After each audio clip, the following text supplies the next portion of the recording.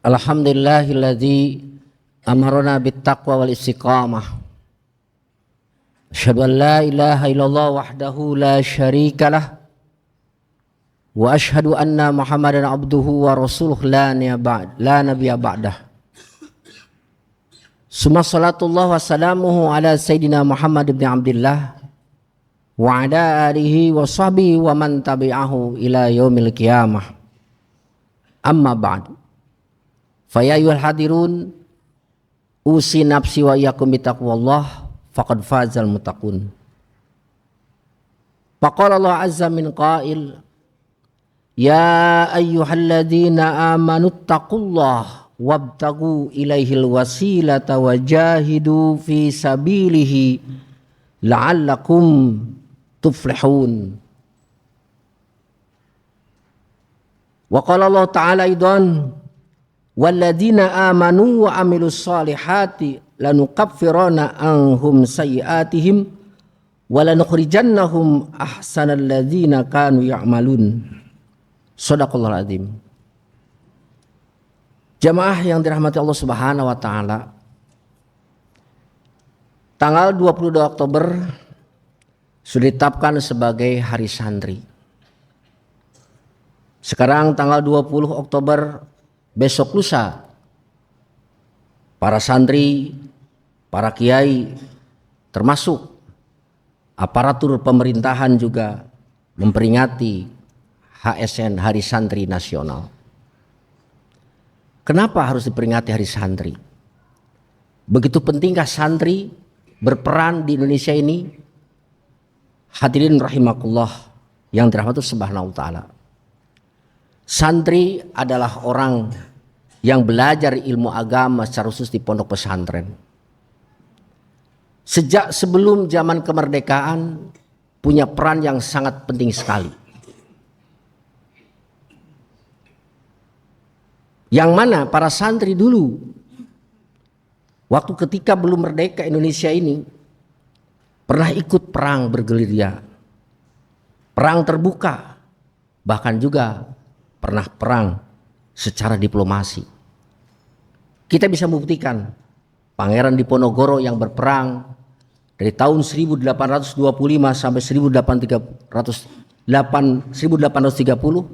adalah seorang ulama beserta santrinya melawan penjajah. Kemudian kita mengenal Tuanku Imam Bonjol.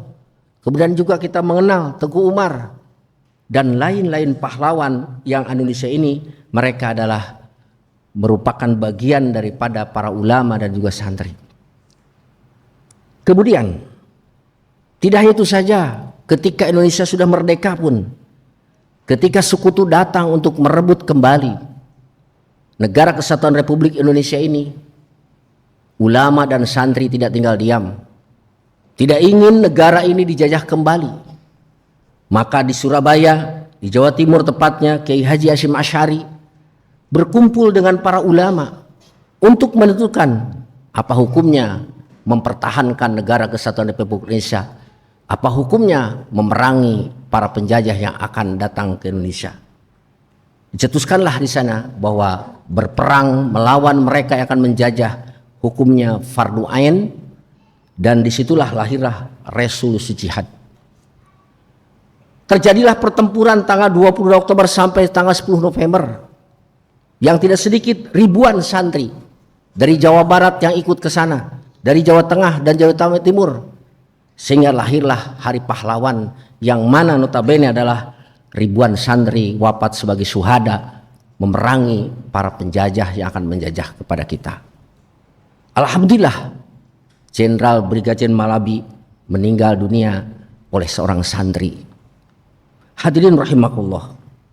Tidak hanya itu saja, santri pun bukan hanya berperang di dalam secara terbuka atau diplomasi, tetapi juga para santri berusaha untuk merumuskan negara ini, bagaimana negara kesatuan Republik Indonesia ini bisa menjadi negara yang baldatun thayyibatun wa rabbun ghafur. Berperanlah seorang di antaranya Wahid Hasim untuk mencetuskan Undang-Undang Dasar 45. Kemudian tidak hanya itu saja, santri juga berperan ketika harus melawan DITI dan juga melawan PKI, tidak sedikit para santri bahkan para ulama, mereka syuhada dibunuh oleh orang-orang yang tidak bertanggung jawab demi mempertahankan kesatuan Republik Indonesia ini. Sehingga tidak berlebihan, ada seorang menteri yang mengatakan kalau tidak ada santri, tidak ada ulama, tidak akan ada Republik ini. Sekali lagi, kalau tidak ada santri, tidak ada ulama, tidak akan ada negara kesatuan Republik Indonesia ini. Jadi begitu besar peran santri pada saat itu. Lalu bagaimana sekarang santri itu? Apakah bisa tetap berjuang, berjihad? Jelas, santri harus tetap berjihad. Ulama harus tetap berjihad. Tetapi jihad bukan arti khusus berperang. Karena kita tidak sedang menghadapi musuh seperti orang-orang Palestina menghadapi Yahudi Israel. Apa jihad kita sekarang? Jihad kita adalah upaya untuk mewujudkan nilai-nilai Islam dalam kehidupan sehari-hari.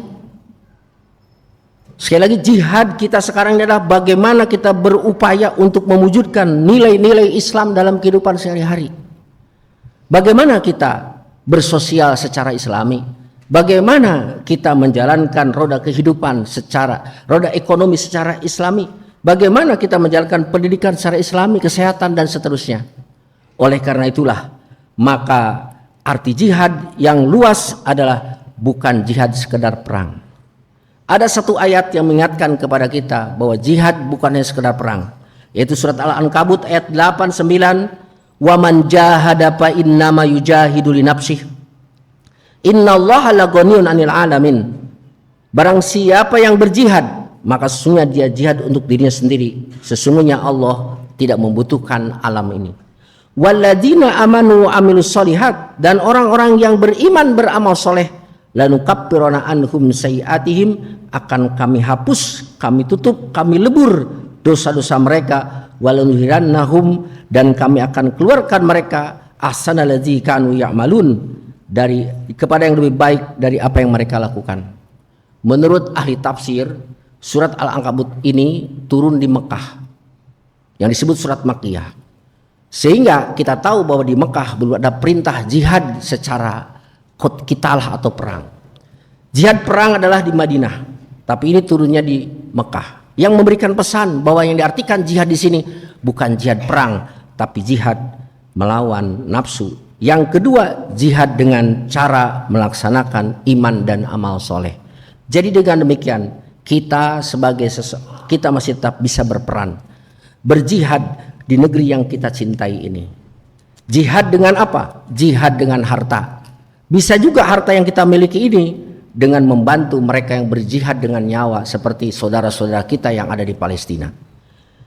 Kemudian juga kita bisa jihad kalau tidak dengan harta, dengan nyawa, karena memang kita tidak mampu untuk berangkat ke sana dan tidak diperbolehkan tentunya. Masih ada jihad yang ketiga, adalah jihad dengan doa. Oleh karena itulah, jangan henti kita mendoakan saudara-saudara kita yang sedang memperjuangkan tanah airnya, memperjuangkan nyawanya, memperjuangkan kehormatannya, memperjuangkan Islam, agar mereka diberikan kekuatan dan ketabahan.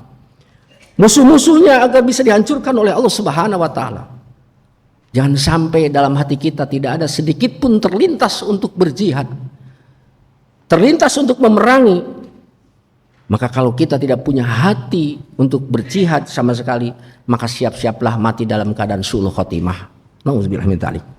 Oleh karena itu hadirin rahimakumullah, mari kita senantiasa berjihad tidak hanya dengan materi, tetapi juga berjuang dengan amal soleh, dalam artian kita mewujudkan nilai-nilai Islam dalam kehidupan kita sehari-hari. Perlihatkanlah bahwa Islam ini adalah agama yang cinta damai, Islam agama yang menjunjung nilai-nilai kehormatan, Islam yang menjunjung tinggi akhlakul karimah. Itulah jihad. Barakallahu bil ayati wa dzikril hakim wa taqabbala minni wa minkum tilawatahu innahu was-samiul alim. Allahumma salli ala sayyidina Muhammad wa ala ali sayyidina Muhammad. Alhamdulillahilladzi hadana li hadza wa ma kunna linahtadiya laula an hadana Allah. Asyhadu an la ilaha illallah wahdahu la syarikalah wa asyhadu anna Muhammadan abduhu wa rasuluh la nabiyya ba'dah. Summa salatullah wassalamu ala sayyidina Muhammad bin Abdillah wa ala alihi wa sahbihi wa man tabi'ahudah ila yaumin nahdah. Amma ba'du, ibadallah ittaqullah wa'lamu annallaha ma'al muttaqin. Faqala Allah azza min qail innallaha malaikatahu yusalluna 'alan nabi ya ayyuhalladzina amanu sallu 'alaihi wasallimu taslima. Allahumma shalli wa sallim wa barik ala sayyidina Muhammad alhamdulillah hamdan na'imin hamdan syakirin hamdan yuwafi ni'ama yukafi majidah.